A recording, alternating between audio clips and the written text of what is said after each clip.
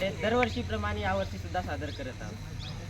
26 November संविधान दिन म्हणजे माहीत आहे का? म्हणजे एक राष्ट्रीय विधी जे पूजल्या जाते, एक विधी जे पूजल्या जाते, एक विधी जे स्थापन केल्या जाते, एक विधी जे परंपरेनं मांडली जाते. तसाच संविधान मांडल्या गेलेला आहे. समता, बंधुता, न्याय, स्वातंत्र्य अशाच प्रकारे संविधान मांडल्या गेल्या, म्हणून त्याने राष्ट्रीय विधी म्हणून नाव दिलं गेलेलं आहे.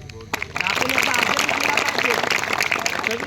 संविधान काही साधी गोष्ट आहे का? संविधान ज्यानं आपल्याला बोलायचा अधिकार दिला, संविधान ज्यानं मला उभा राहण्याचा अधिकार दिला, संविधान ज्यानं आम्हाला मोठ्याचा मान ठेवायला अधिकार दिला, त्या संविधानाचा आपण आदर नाही केला पाहिजेत का? म्हणून एक राष्ट्रीय विधी जे स्थापित केले जाते, जे विधी जे पूजल्या जाते, जे विधी जे स्थापन केले जाते, तिलेच पूजून आपण परंपरेगत चालतो.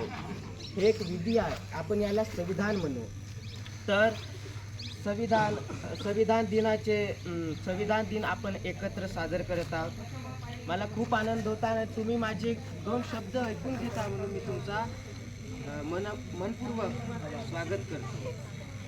संविधान दिन सर्व भारतभर आपण एकत्र म्हणून सादर करतो. तर 29 ऑगस्ट 1947 रोजी डॉक्टर बाबासाहेब आंबेडकर यांच्या नेतृत्वाखाली भारतीय संविधान समिती निर्मितीसाठी मसुदा समिती स्थापन झाली. डॉक्टर बाबासाहेब आंबेडकर यांच्या नेतृत्वासाठी. त्याच्यासाठी त्यांनी काय केलं नसेल का? अनेक बैठका झाल्या, चर्चा संस्था झाल्या. मग या समितीनं शेवटचा सादर केलेला जो समिती मसुदा होता, तो जेव्हा या समिती पुढे 26 नोव्हेंबर 1947 रोजी मांडलं, तेव्हा भारताला संविधान सभेने संविधानाचा अधिकार